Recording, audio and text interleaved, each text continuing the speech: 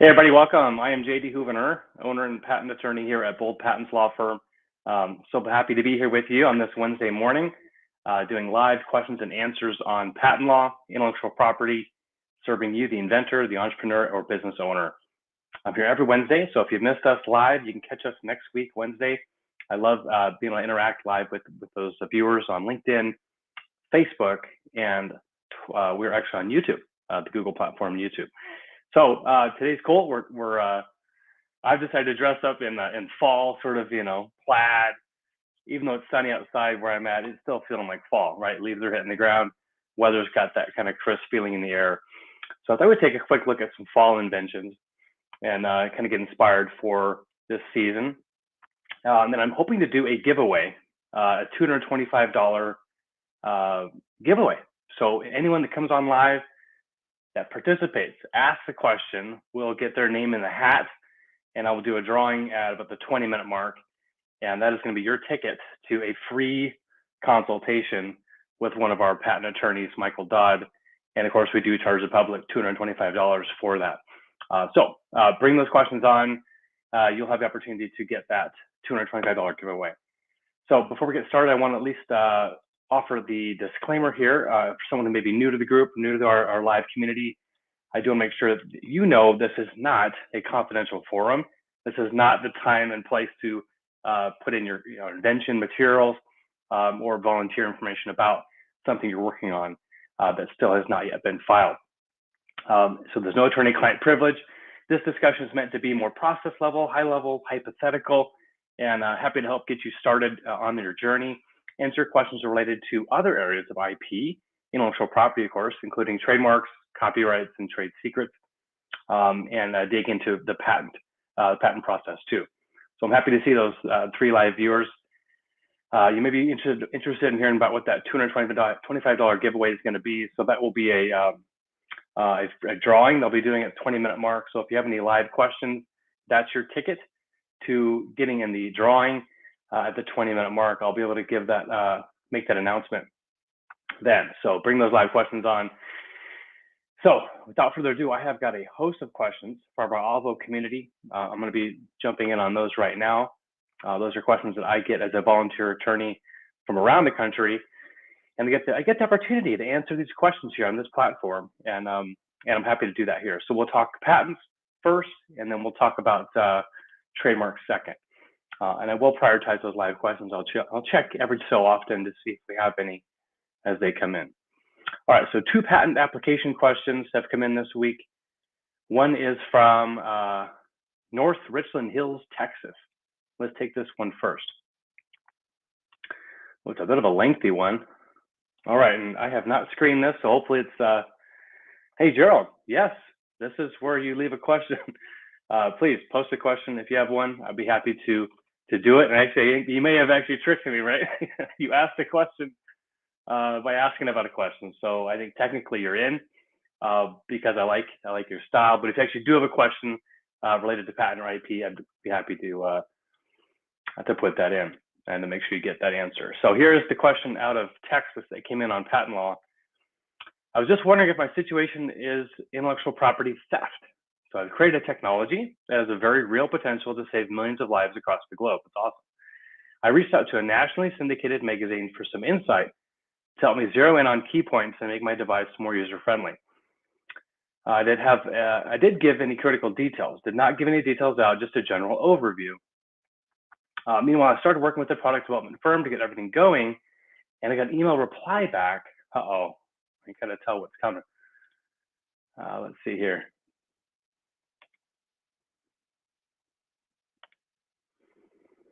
Something saying that he had sent all my information to a product representative at the world's largest manufacturer in this industry so they can incorporate it in their products. I wasn't offered anything, no license agreement, nothing. I sent him an email back telling him that I had already secured a patent on the device. Uh-oh. But I didn't know what else to do. So maybe you fibbed a little bit and said you actually had one. If they move forward with implementing my technology in their products, then I'm doomed. Goodness sakes. Okay. So it appears, unfortunately, right, you fall victim to early disclosure, okay? And this is the trouble, right? When you are talking with third parties about what you're working on, about your invention, before you file for patent protection, you are at risk, absolutely at risk. And if you're just sharing your idea, right, outright, and without, you say you only shared some details, but no matter what it is, right, if you're sharing that core concept of what you've created, then it's very likely that it will not be protected. In other words, that other party could move to market, decide to sell it as they did here, talk with the manufacturer, and move to market, and maybe beat you to market. So that is the risk. If you do that, in the US, there's a really generous grace period. Okay, you actually have up to a year to file for patent protection, even after you disclose what your invention is to the public, or certainly to just one third party. So maybe it's still within a year, and if you haven't already done so, you should file a patent application as soon as possible. You might actually be able to get patent rights, not be lying, right? Actually get patent granted, and then come have a real conversation with this company that went to market with it. They are not the inventor, so there's no way that they're going to be able to legally, without committing fraud, get a patent on that, because you told them about it. You're the rightful inventor, and hopefully we're within that 1 year of disclosure, and you can get your patent protection. But of course, if 1 year has already gone by, that ship has sailed, and you have made us all smarter, better, healthier, and it sounds like you may have saved lives by distributing the information. So all is not lost in the end, but in terms of you being able to have it exclusively, that opportunity may have sailed. So if you have any questions, please get hold of us. My personal information I'll give to you, my email address, jd@boldip.com, and here is a text-only line if you want to send in a text. So thank you for that question. And Gerald, if you've got a question, please follow up with that too at this time from LinkedIn. Okay, all right. So for anyone who's just joining now, I am doing a $225 giveaway for those people that ask questions. I will state specifically now, if you ask questions related to patent or IP law, you'll get the opportunity to get a free legal consultation that we do charge $225 for. So I'd love to get those questions from you guys. All right, we have our first question here, let's say from Kent Turner. Kent, let's read this. So I've got a friend in Michigan who made 3 inventions as an employee, and his company got the patents. Yeah. Is there any way he could get possession of the patents covering his inventions? Great question, and this comes up a lot. In the employer-employee role, okay, when you sign on with an employer, typically you've got an employment agreement. And if an employer has done their homework, hired an attorney, usually in there is a clause about assignment of all IP generated while on the job, right? Employers hire employees to do work, sometimes creative work, R&D, and come up with innovations. Yeah, maybe they do that without even being told to create or innovate or come up with things. But generally that is the case. And most state laws, right, they're all different, all state laws. So of course, to get a legal opinion, I'd want to refer you to an employment attorney in your state or where your friend is located. But typically, employers will own all IP that is created if it's during work hours, related to the job, and using the tools and equipment that the employer has provided. The couple nuances, right? The exceptions are when an employee is doing that, is creating or inventing off hours, right, at home, using their own tools and equipment and not doing something that their boss asked them to do. So in that case, your friend in Michigan might have an opportunity to make a claim that if they were, if it was unrelated to the job, if it was off hours and not really using the tools or equipment of that employer, that is kind of the only way he's going to be able to get ownership. So thanks for that question, Ken. Okay, let's jump to one other question here from Avo. And let's see. Okay, I'll copy this in. Here we go. Okay, so does a person making an invoice on behalf of someone own the rights for the service? Hi, I'm currently trying to register a patent through a patent bureau. However, I'm not the one who is going to pay for it. Instead, the patent bureau is going to issue an invoice to a third-party payer. My question is, does this make them an owner of the patent, or does it allow them to control what the patent bureau does? Put their name on the patent ownership instead of mine. Interesting. Patent bureau. It makes me think of a foreign, non-US patent office. Perhaps that's what maybe the Canadian Patent Office calls themselves, or the European office. The USPTO, okay, the Patent Office, the way that the US patent laws work is ownership. Actually, it doesn't mean just because someone pays for, the application, hires the attorneys, and pays the fees, that does not make them the owner of an invention. What makes the owner of the invention is the assignee. And so there has to be a legal contract. Usually it's put in the patent assignment section of the USPTO. It must be a separate contract where the inventor assigns the rights to make, use, sell, and import the rights, which are the bundle of rights you get when you get a patent, to an individual or a company. And the class example that Kent was asking earlier is an employee will have to assign, by obligation of their employment contract, to the employer all rights and under that current pending application or granted patent to the employer. So hopefully helps answer your question.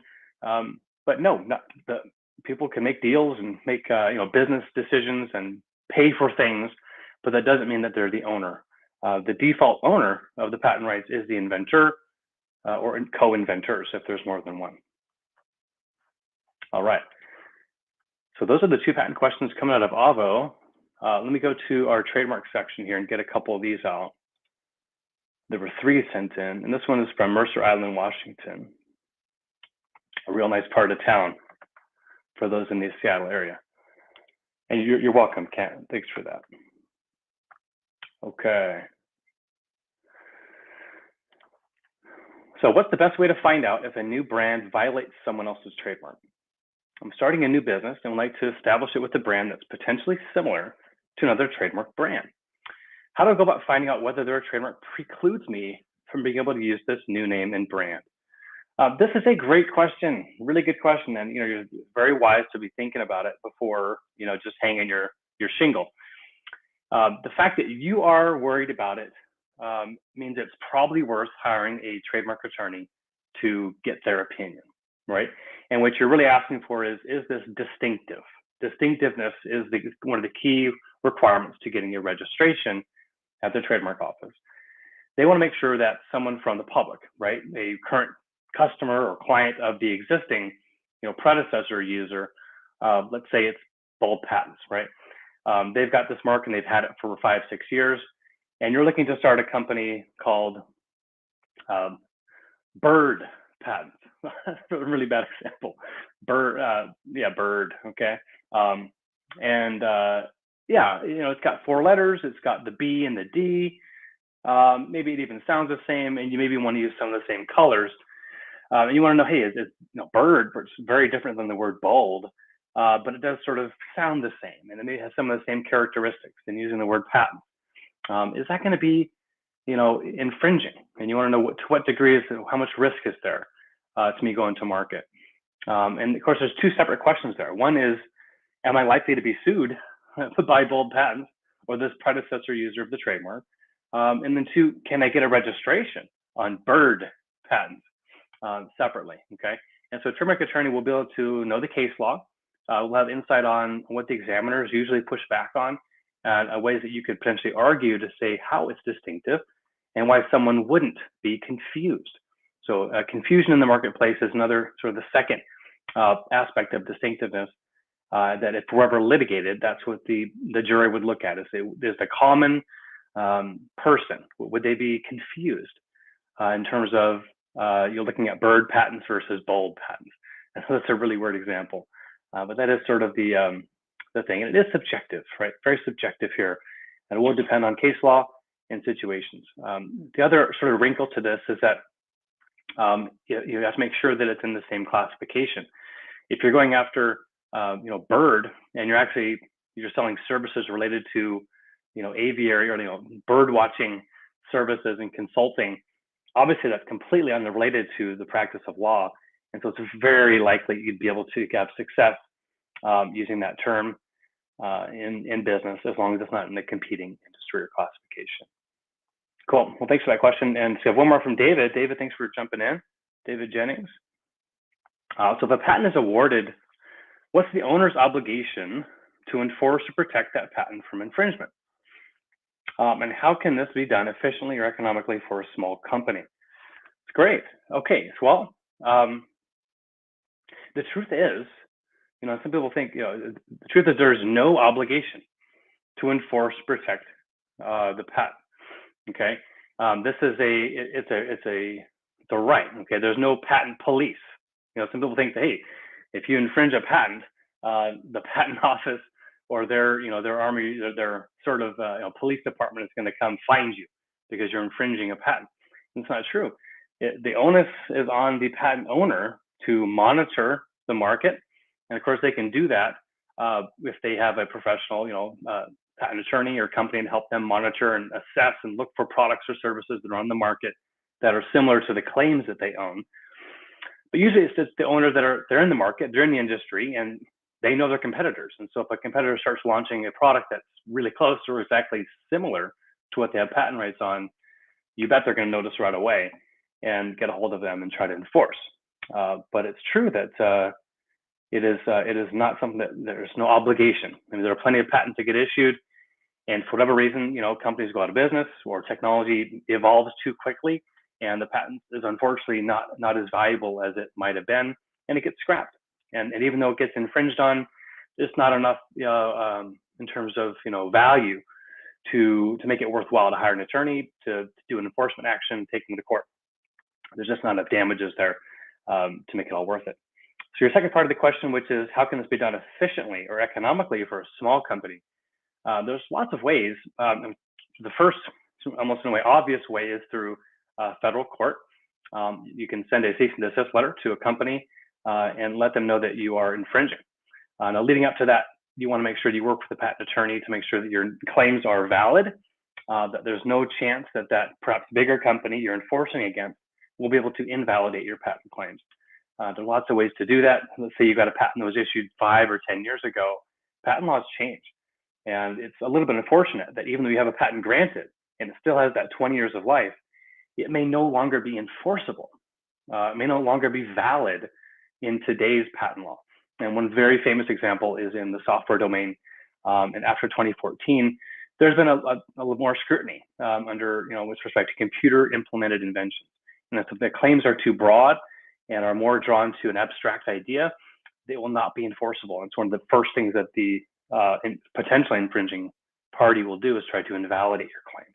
So before you get a big gusto and hire a litigation firm to help you with a big lawsuit, you want to do your homework and make sure that your claims are still valid.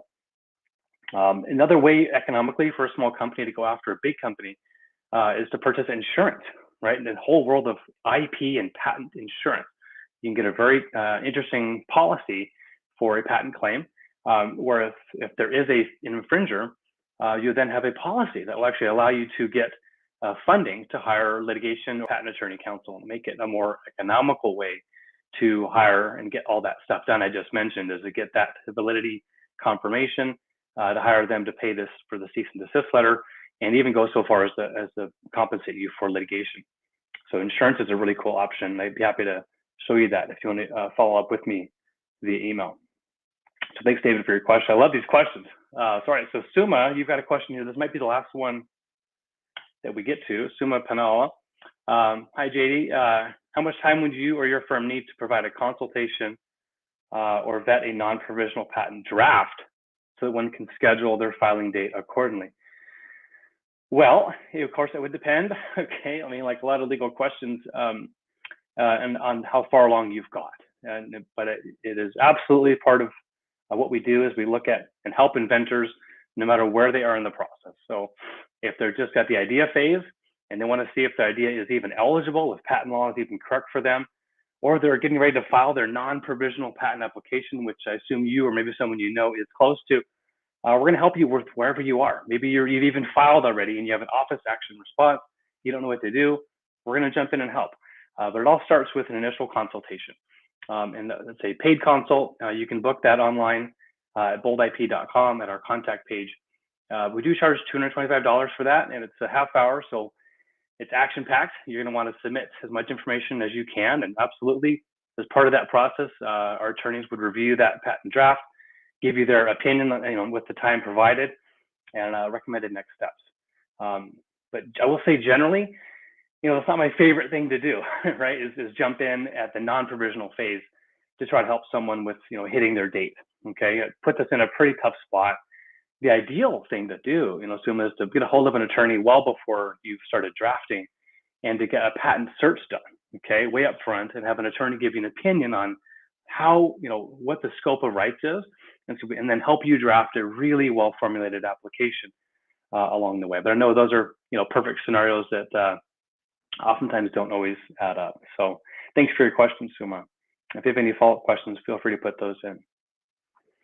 All right, well, maybe one more minute for another question. I've got a list here of names of those that have asked questions so far. We've got Suma, David, Kent, and I think we had Gerald. I'll give Gerald credit. I like his creativity, asking a question about a question. So we got 4 names in the hat. We'll wait one more minute for any other questions that come in, and then we'll pull that name to give away. All right, meanwhile, I will pull up our last question on trademarks. All right, here we go.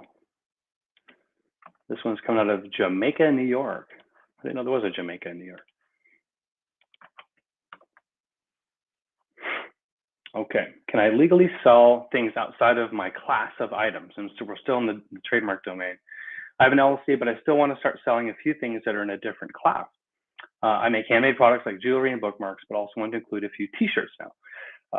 Well, so if you've already filed your trademark application, you already have a registration on, let's say, jewelry, you're stuck. You're gonna have to file a second application. You can't just broaden.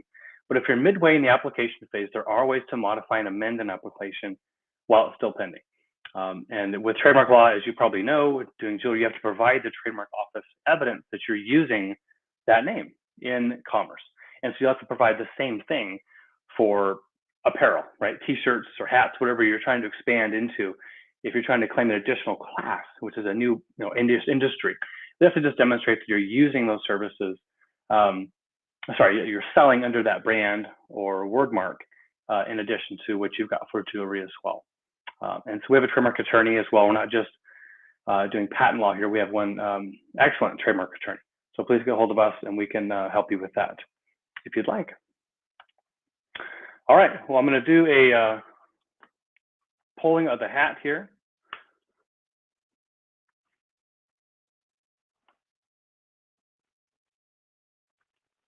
We'll see who gets the award. This is a new process here for the giveaway. Pseudo random. I promise I'm not cheating. Okay, and the winner is Gerald. Gerald, you win, sir.